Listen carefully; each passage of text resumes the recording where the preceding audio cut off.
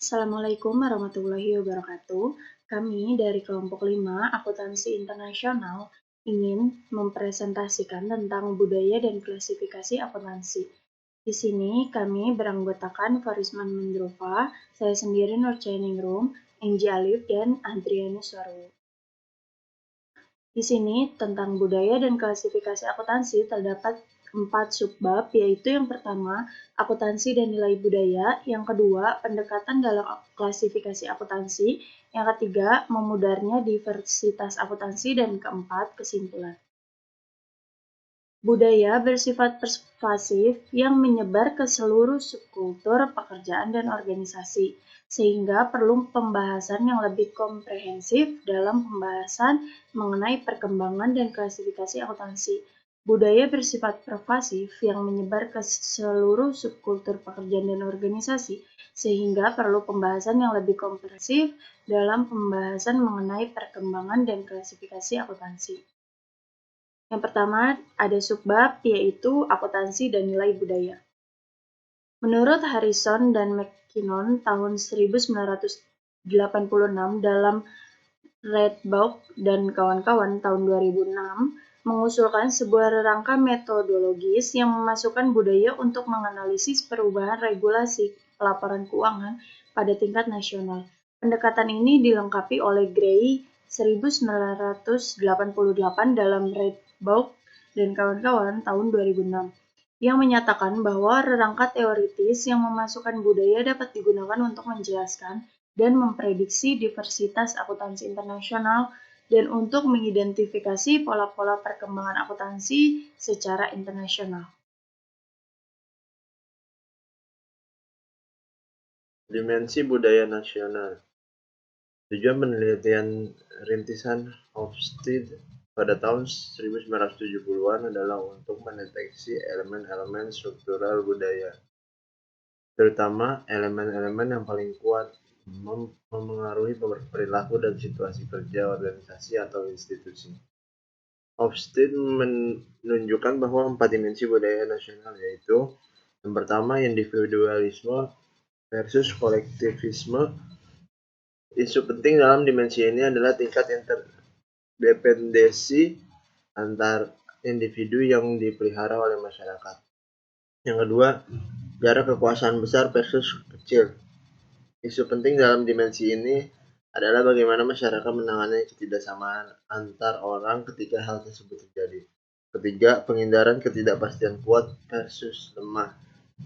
Isu penting dalam dimensi ini adalah bagaimana sebuah masyarakat bereaksi terhadap fakta yang hanya ditentukan oleh waktu dan bahwa masa depan tidak diketahui, serta apakah masyarakat mencoba untuk mengendalikan masa depan atau mengacungkannya. Keempat, maskulinitas versus femininitas.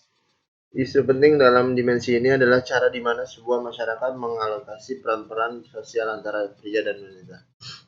Dimensi kelima, dinamisme Konfusian, dibedakan antara orientasi jangka pendek dan orientasi jangka panjang. Dimensi ini dideskripsi sebagai Konfusian karena nilai-nilai yang terkait dapat diidentifikasi dengan ajaran Konfusius. 4 nilai akuntansi yang diderivasi dari sebuah review terhadap praktik dan literatur akuntansi.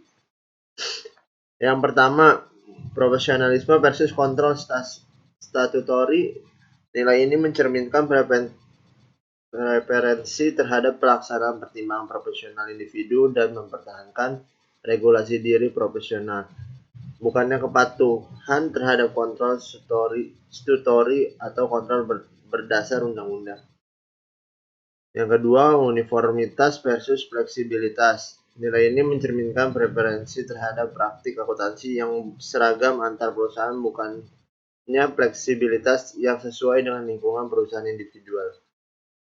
Yang ketiga, konservatisme versus optimisme.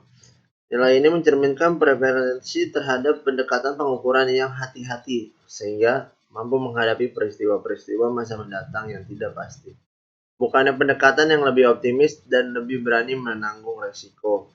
Keempat, kerahasiaan versus transparansi. Nilai ini mencerminkan preferensi terhadap kerahasiaan dan disclosure informasi bisnis hanya ditunjukkan kepada mereka yang paling terlibat dengan pendanaan dan manajemen perusahaan. Bukannya pendekatan yang lebih transparan, terbuka, dan akuntabel secara publik. Klasifikasi akuntansi. Nilai-nilai akuntansi yang paling relevan dengan profesionalisme atau otoritas statutory untuk sistem dan pelaksanaan akuntansi adalah profesionalisme dan keseragaman. Oleh karena itu, kedua dapat digabungkan dan ditentukan klasifikasi bidang-bidang budaya dengan sebuah basis pertimbangan. Pembuatan pertimbangan-pertimbangan tersebut hanya mengacu pada korelasi relevan antara dimensi-dimensi lain dan kelompok negara yang diidentifikasi dari analisis statistik yang dilaksanakan oleh Hofstede. Nilai-nilai akuntansi yang paling relevan dengan praktik-praktik pengukuran dan sampai tingkat tertentu dengan informasi yang disclose adalah dimensi konservatisme dan dimensi kerahasiaan. Oleh karena itu, kedua dimensi ini dapat digabungkan dan klasifikasi bidang-bidang budaya dihipotesiskan berdasarkan judgment. Pembuatan pertimbangan mengenai klasifikasi ini harus mengacu pada korelasi yang relevan di antara dimensi nilai dan kelompok resultan dari negara yang diidentifikasi dari analisis statistik yang dilakukan oleh Hofstede. Klasifikasi kelompok-kelompok negara menurut bidang budaya dapat digunakan sebagai dasar untuk pengukuran selanjutnya terhadap hubungan antar budaya dan sistem akuntansi.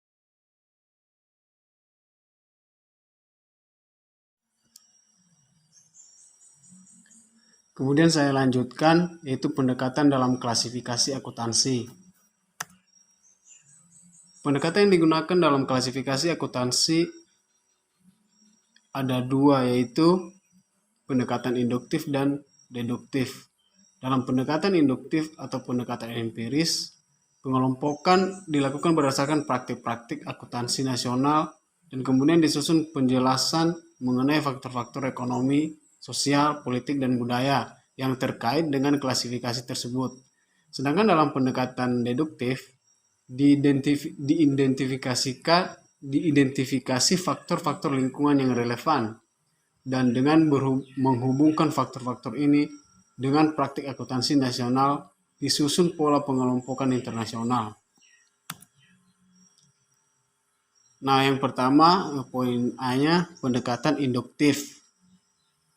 Nair dan Frank dalam The Accounting Review pada Juli tahun 1980 membagi negara-negara di dalam 5 grup besar, yaitu pertama model persemakmuran Inggris, kemudian model Amerika Latin atau Eropa Selatan, ketiga model Eropa Utara dan Tengah, keempat model Amerika Serikat, dan 5 Chili berdasarkan perbedaan dalam praktik pengungkapan dan penyajian.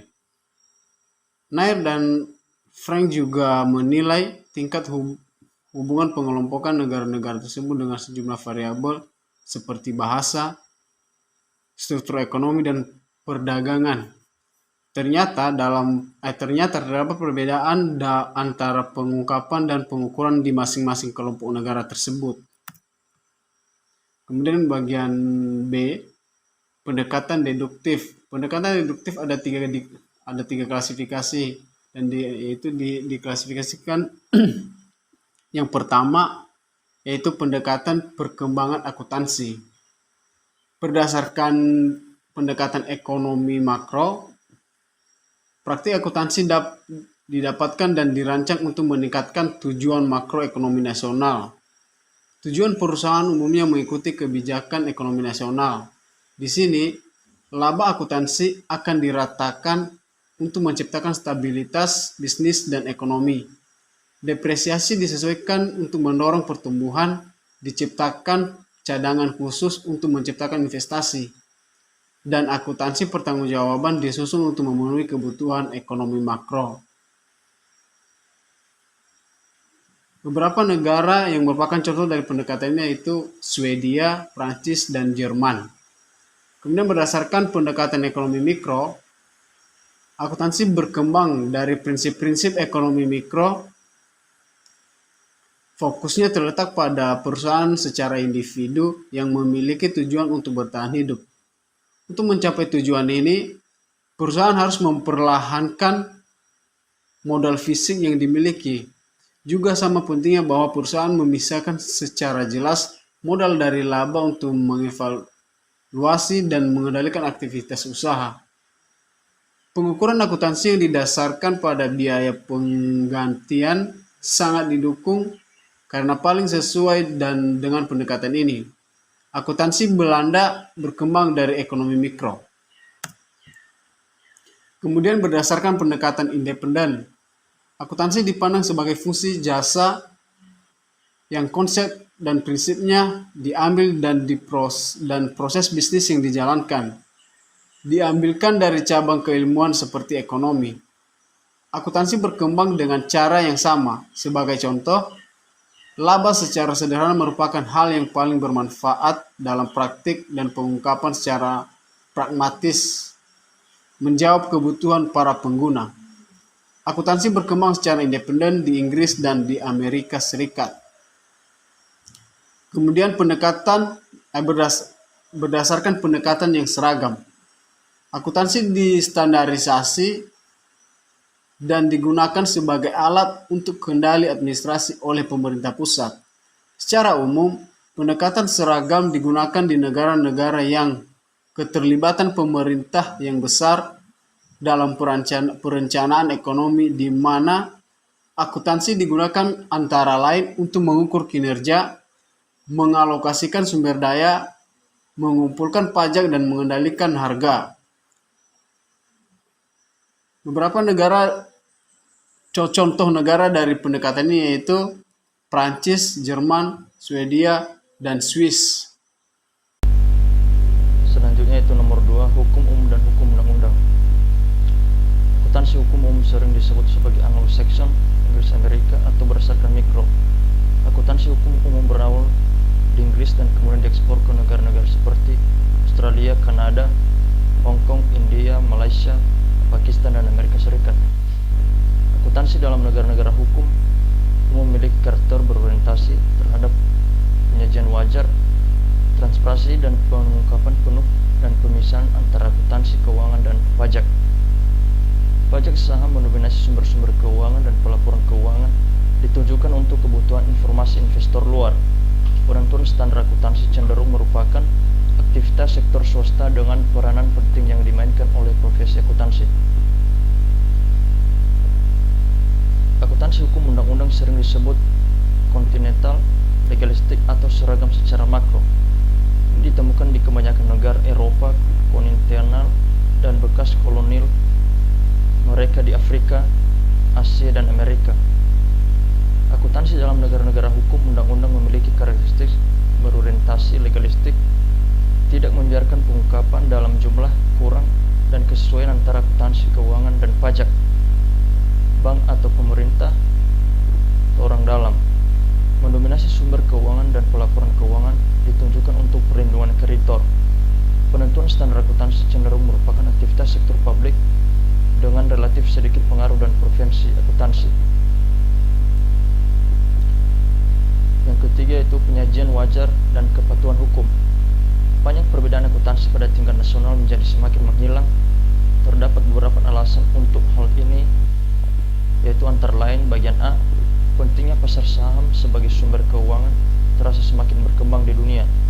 Bagian B, pelaporan keuangan ganda kini menjadi hal yang umum. Bagian C, beberapa negara yang menganut kodifikasi hukum, secara khusus Jerman dan Jepang, mengalihkan tanggung jawab pembentukan standar akuntansi dari pemerintah kepada kelompok sektor swasta yang profesional dan independen. Pembedaan antara penyajian wajar dan kesesuaian hukum menimbulkan pengaruh besar terhadap banyak permasalahan akuntansi, seperti bagian A, depresiasi, di mana beban ditentukan berdasarkan penurunan kegunaan suatu aset dalam masa manfaat ekonomi, atau penyajian wajar, jumlah yang ditentukan untuk tujuan pajak atau kepatuhan hukum. Bagian B, sewa guna usaha. Yang memiliki substansi pembelian aset tetap atau properti diperlukan seperti sewa, operasi yang biasa, untuk kepatuhan hukum. Bagian C, pensiun. Dengan biaya yang diakui pada saat dihasilkan oleh karyawan atau penyajian wajar atau dibebankan menurut dasar dibayar pada saat Anda berhenti bekerja atau kepatuhan hukum. Adapun kesimpulan dari materi ini adalah nilai dimensi pada akuntansi tingkat subkultur telah diidentifikasi, yaitu profesionalisme, keseragaman, konservatisme, dan kerahasiaan. Klasifikasi pengukuhan negara dengan bidang kebudayaan juga telah dihipotesiskan sebagai dasar untuk pengujian hubungan antar budaya dan sistem akuntansi dalam konteks sistem otoritas dan penegakan karakteristik di satu sisi, dan pengukuran dan pengungkapan kasus di sisi lain. Penelitian empiris perlu dilakukan untuk menilai sejauh mana sebesarnya ada pertandingan antara nilai-nilai sosial dan nilai akuntansi dan klasifikasi pengelompokan negara didasarkan pada pengaruh budaya dan kelompok yang berasal dari analisis praktik akuntansi yang terkait pada dimensi nilai struktur akuntansi.